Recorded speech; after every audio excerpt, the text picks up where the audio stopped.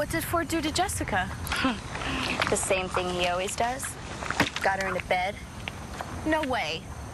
Are we talking about the same Jessica, my cousin? Oh, yeah. I know. I couldn't believe it either. But then Brody showed up and started wailing on Ford, and it all came out. Oh, my God. I know. Brody was crazed. He started accusing Ford of taking advantage of Jessica, and Ford couldn't even deny it. I was literally sick to my stomach. That is so awful. No. What's awful is that 2 seconds before Brody showed up, Ford was making this whole big speech about how he was going to change his life. He was going to be a better man for me. And then I come to find out that the whole reason he was getting himself tested at the hospital that day was because he was afraid that he had gotten hepatitis C from Jessica. I just don't get it. I mean, she's so in love with Brody. Yeah, now.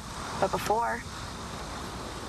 When she thought she was a teenager? I think Jessica probably went over to Ford's apartment on prom night looking for Christian, but ended up with Ford instead.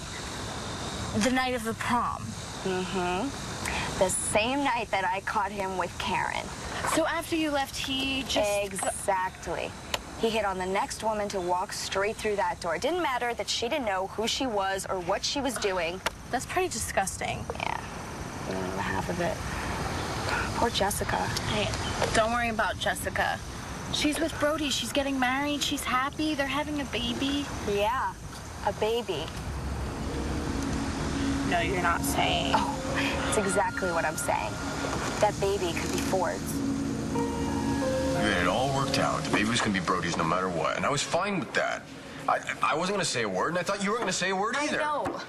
I had a sonogram today, and Brody kept on looking at the picture, and I just kept on thinking about how he's going to get more and more attached. And then, what if he finds out that he might not be the father? I couldn't chance it. I couldn't keep on lying. Well, for what it's worth, I told him I was staying out of it. I told him even if it was my baby, I don't want it. Yeah, well, if it turns out that it's your baby, Brody might not want it either. You know what gets me? It's partly my fault Jessica ended up with Ford that night. Your fault. Yes, I told her what Mitch tried to do to her when she was absolutely not ready to hear it. That's why she ran and ended up with him. So how can I be mad at her? I have no right. But for all those months, when Jessica didn't remember me and she was acting like a teenager, it was hell.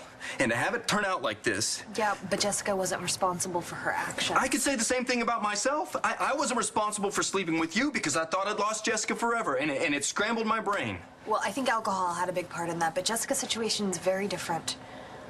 Yeah. Yeah, and now I'm in a place I never could have imagined.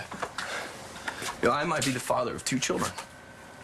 I might not be the father of any children. And I might be a father of a child with the wrong woman. Okay. You know what? I don't even think that is important right now. Don't kid yourself, Natalie. It's more important than ever. We don't have time for an interview, Kelly. You're on a deadline. I'm talking about one comment from the detective who was following you. I said no. Why? You're afraid that John's gonna cast a doubt on your so-called exclusive? Do you know if we cannot back up what we publish, we are asking for a lawsuit? If we don't sell papers, we're out of business. Okay, so you're fine just lying to the public now? I don't care about the public. I care about Danny. Is she the one you're lying to? Your own daughter? I'm pretty sure the text is from my dad. I don't get it. Why would Todd send you? No, not Todd, the one I grew up with. Or Ross Rayburn.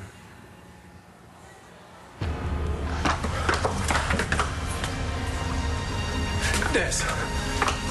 Hey, what are you doing here? I just wanted to make sure you were safe. I'm fine. Why wouldn't I be? Well, maybe Ross knows that he could be in some kind of trouble, and that's why he's trying to reach out to me. But I'm coming for you. That doesn't sound like reaching out, Danny. Sounds like a threat.